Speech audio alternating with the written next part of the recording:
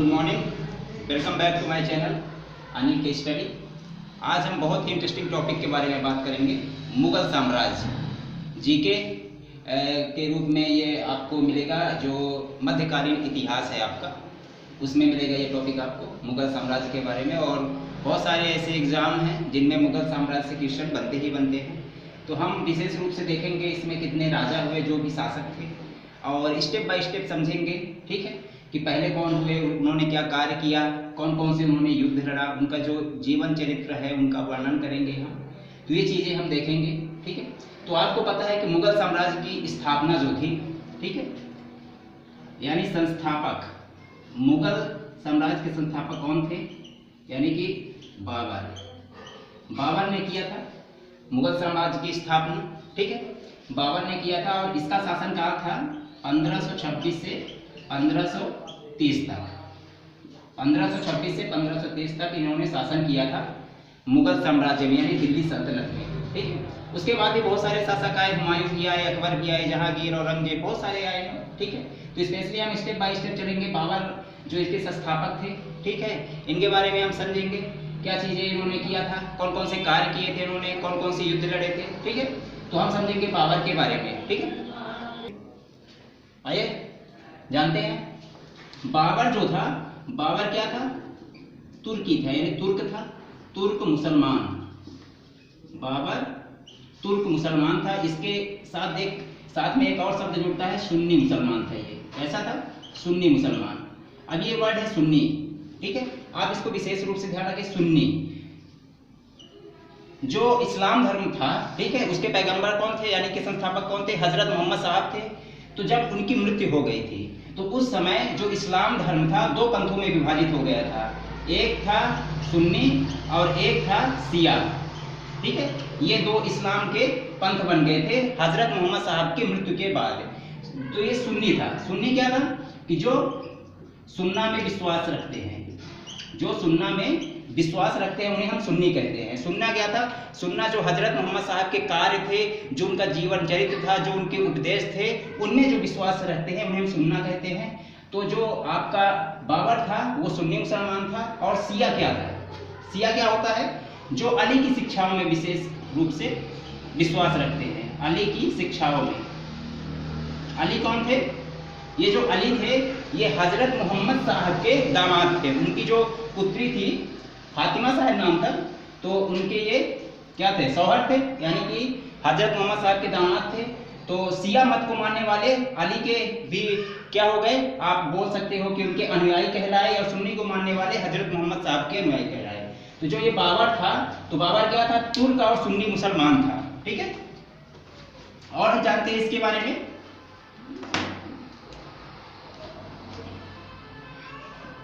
ठीक है, अब जो मुगल साम्राज्य है अपना,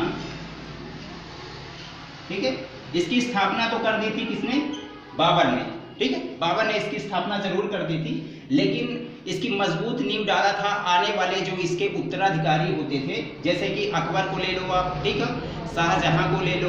तो आने वाले जितने भी उत्तराधिकारी होंगे, ठीक है, नींव इसने जरूर डाली थी, लेकिन जो सुदृढ़ रूप प्रदान किया था वो किया था इसके उत्तराधिकारियों ने। ठीक है, इसका बेटा एक था हुमायूं। ठीक है, हुमायूं, उसने ज़्यादा कुछ काम किया नहीं, क्योंकि उसे इतना मौका नहीं मिला है साम्राज्य विस्तार करने का। उसके बारे में हम आगे चर्चा करेंगे, लेकिन इससे पहले आपको जानना है कि बाबर ने क्या क्या किया था। ठीक है, इसने जैसे ही स्थापना की थी मुगल वंश की, उसके साथ साथ इन्होंने क्या किया था, बाबर ने क्या किया था, पादशाही की स्थापना की थी। पादशाही की स्थापना भी की थी।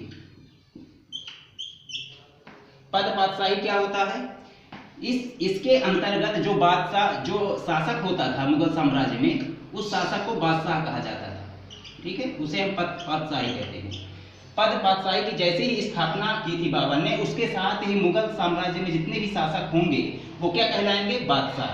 ठीक है, तो ये किसी भी एग्जाम के पॉइंट ऑफ व्यू से इंपॉर्टेंट है कि पादशाही की स्थापना किसने की थी और इसका मतलब क्या होता है। तो स्थापना की थी बाबर ने।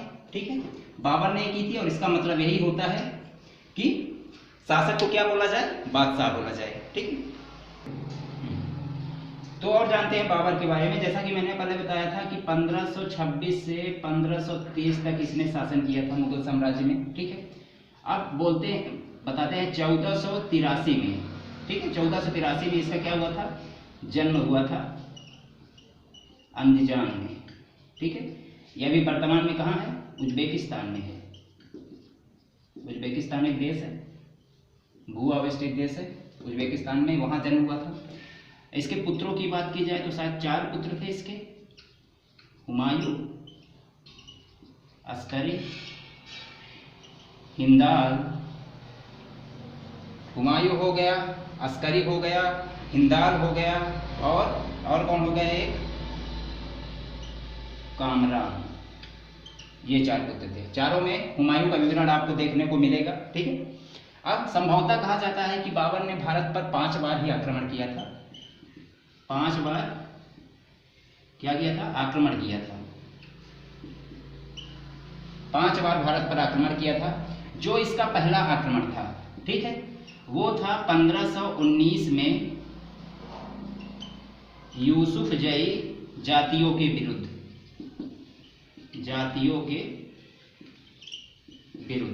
ये था इसका पहला आक्रमण यूसुफ जई जातियों के विरुद्ध, ठीक है। और इसके अलावा भी बाबर ने बहुत सारे युद्ध भी लड़े हैं। बहुत ही महत्वपूर्ण युद्ध उसने लड़ा था, जिसके बारे में हम चर्चा करेंगे। युद्धों की बात किया जाए तो सबसे पहला युद्ध बहुत ही महत्वपूर्ण है और एग्जाम की दृष्टि से कई बार पूछ चुका है वो। आपको पता है कि जो पानीपत का युद्ध है, ठीक है, पानीपत का पहला युद्ध, ठीक है, ये हुआ था 21 अप्रैल 1526 को। किनके मध्य हुआ था, बाबर और इब्राहिम लोदी के मध्य, इब्राहिम लोदी के मध्य। इसमें बाबर क्या हुआ था, विजयी हुआ था, विजयी हुआ था पानीपत के युद्ध में। और आपको पता ही होगा कि पानीपत के ही युद्ध में पहली बार तुगलमा युद्ध नीति का प्रयोग किया गया था। तुगलमा युद्ध नीति, ये कई बार प्रश्न पूछ चुका है कि तुगलमा युद्ध नीति का प्रयोग बाबर ने पहली बार तुगलमा युद्ध का नीति किसमें किया था, पानीपत के युद्ध में ही प्रयोग किया था, ठीक है। और इसी युद्ध में ही पहली बार क्या हुआ था, जो बारूद है, बारूद, गोला, तोपखाना है ना, इनका प्रयोग किया गया था पहली बार पानीपत के ही युद्ध में। तभी इब्राहिम लोदी को शायद परास्त कर पाया था, ठीक है। ये बहुत ही चर्चित युद्ध है। आप इसको एक्चुअल डेट सहित आप याद करना, क्योंकि बहुत बार एक्चुअल डेट भी पूछे तो 1526 तो सभी को याद रहता है, लेकिन एक्चुअल डेट भी आपको याद होना चाहिए। फिर उसके बाद दूसरा युद्ध, इसका महत्वपूर्ण युद्ध है खानवा का युद्ध। दूसरा युद्ध कौन सा है, खानवा का युद्ध। खानवा का युद्ध ये हुआ था 1527 में, यानी दूसरे साल, ठीक है। ये किसके बीच हुआ था, बाबर और राणा सांगा के बीच। राणा सांगा क्या थे, मेवाड़ के उस समय क्या थे, मेवाड़ के राजा थे, ठीक है। तो इसमें भी बाबर विजयी हुआ था, ठीक है। राणा सांगा को किसने पराजित कर दिया था। और तीसरा युद्ध हुआ था चंदेरी का युद्ध। चंदेरी का युद्ध ये हुआ था 1528 में।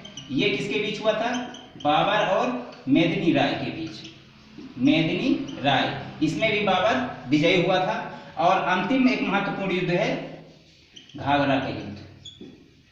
घाघरा ये हुआ था 1529 में, बाबर और अफगान के बीच, ठीक है।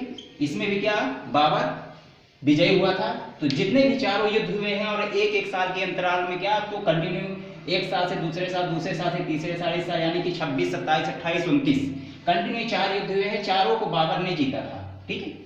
तो चाहे उसकी कुशल नीति आप बोल लो, ठीक है, या उसकी कुशल नीति तो थी ही, ठीक है, लेकिन उसके जो 2 बहुत बड़े, मुस्तफा नाम था और अली नाम था, उसके जो सेनापति थे, उनके द्वारा भी युद्ध को उन्होंने जीता था। अब बात करते हैं, चारों युद्ध तो हो गए हैं और एक्स्ट्रा चीजें इसमें बाबर के बारे में जानते हैं हम। अब बात करते हैं, देखिए जैसे खानवा का युद्ध जब हुआ था तो खानवा के युद्ध में बाबर ने जिहाद का नारा दिया था राणा सांगा के विरुद्ध, ठीक है।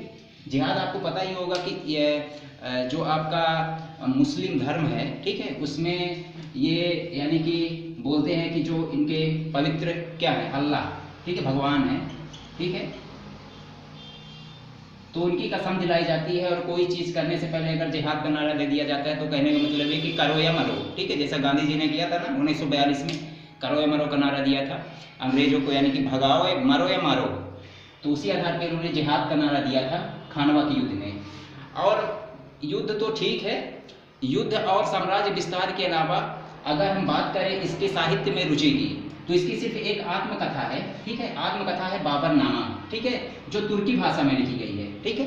मुगल साम्राज्य में सिर्फ यही एक पुस्तक है जो तुर्की भाषा में लिखी गई है, बाबरनामा, किंतु इसका फारसी में अनुवाद किया था अब्दुल रहीम खान खाना ने। ये कई बार प्रश्न में आपसे पूछ चुका है कि बाबरनामा किसकी रचना है, तो अब किसकी रचना है, अब्दुल रहीम खान खाना की। किस भाषा में लिखी गई है, तो शुरुआत में ये तुर्की भाषा में लिखी गई है और फारसी भाषा में अनुवाद किया था अब्दुल रहीम खान खाना ने, ठीक है। आप लोगों को पता है कि जो मुगल साम्राज्य था, ठीक है, इसकी जो सरकारी और कामकाजी भाषा थी वो फारसी ही है, ठीक है, किंतु शुरुआती दिनों में, जैसे शुरुआती दिनों में ये तुर्क लोग यहाँ आए थे, तो इनकी चगताई, एक भाषा थी चगताई, नाम था चगताई। तो शुरुआती के दिनों में उन्होंने चगताई भाषा का भी प्रयोग किया था और उसके बाद जैसे ही साम्राज्य का विस्तार हो गया उसके समय में ही फारसी को उन्होंने सरकारी और कामकाजी भाषा के रूप में स्वीकार कर लिया। उसके बाद में अगर हम आगे चलेंगे तो कुछ आपको उर्दू भाषा भी देखने को मिलेगी। ये बाद के वर्षों में या आने वाले उत्तरवर्ती जितने भी मुगल साम्राज्य के जो आपके शासक होंगे तो कुछ है उर्दू भी मिलेगी आपको देखने को, लेकिन मुख्य रूप से फारसी भाषा में ही पूरी मुगल साम्राज्य व्यवस्था की नींव थी। और एक है मुवैयान पद्य शैली का जन्मदाता थी बाबर था, ठीक है, एक शैली थी, ठीक है, मुवैयान उसका नाम था। ये कई बार प्रश्न पूछ भी चुका है। तो मुवैयान पद्य शैली का जन्मदाता बाबर ही था, ठीक है। इसके अलावा बाबर की बात करें तो 1530 में इसकी मृत्यु हो गई थी, ठीक, सन 1530 में इसकी मृत्यु हो गई थी और इसे दफनाया कहाँ गया था, आगरा में, ठीक है, आगरा में इसे आगरा के आराम बाग में इसे दफनाया गया था। और करीब जब इसकी मृत्यु हुई थी करीब ये 48 साल का था उस समय, ठीक है, उस समय करीब ये 48 साल का था और इसे आगरा के आराम बाग में दफनाया गया था, ठीक है। और जैसे ही इसकी मृत्यु हुई तो फिर बोलते हैं ना कि उत्तराधिकारी कौन बनेगा, तब इसकी मृत्यु के बाद उत्तराधिकारी के रूप में हुमायूं को चुना गया था, ठीक है, हुमायूं को चुना गया था। हालांकि इसके 4 बेटे जरूर थे, लेकिन उन सभी में अगर आप बोल लो कि उन सभी में योग्य हुमायूं ही था। उस समय ये बदखा का क्या था, सूबेदार था, एक इसका राज्य था, नाम था इसका बदखा, ठीक है, इसका सूबेदार था हुमायूं, ठीक है, उस समय वो सूबेदार था। तो हुमायूं के इसका उत्तराधिकारी चुना गया था। तो बाबर के बारे में अगर कहीं से भी पूछ रहा है तो मेरे हिसाब से इतना आपके लिए काफ़ी है, ठीक है, कि बाबर ने क्या क्या चीज़ें करवाई थी। बाबर ने जो उसका मेन फेवरेट है पानीपत के युद्ध, जो 4 लड़ाइयाँ उसने लड़ी थी, ये बहुत ही महत्वपूर्ण है एग्जाम की दृष्टि से, तो आप इसको विशेष रूप से ध्यान रखना। और जो इसकी आत्मकथा है बाबरनामा, ठीक है, तो बाबरनामा के बारे में विशेष रूप से ध्यान रखना, ठीक है। इसके बाद हम बात करते हैं अब आगे जो इसके उत्तराधिकारी हुमायूं के बारे में, ठीक है। तो अगर वीडियो आपकी अच्छी लगी हो तो प्लीज़ मेरे चैनल अनिल के स्टडी को सब्सक्राइब करें और इस वीडियो को शेयर करें ताकि और अधिक लोगों को ये मिल सके और जो भी थोड़ा बहुत ज्ञान है और लोगों को भी मिल सके। और ऐसे ही उत्साहवर्धक और ज्ञानवर्धक चीज़ें लेके फिर हम हाजिर होंगे किसी अगली वीडियो में आपके साथ। और संभवतः ऐसा है कि अकबर का जो टॉपिक है, अकबर का चरित्र चित्रण या अकबर के बारे में जो चीज़ें हमने ऑब्जर्व की हैं वही चीज़ें हम आपको अगली वीडियो में बताएंगे। तब तक के लिए खुश रहिए, स्वस्थ रहिए और पढ़ते रहिए। जय हिंद, धन्यवाद।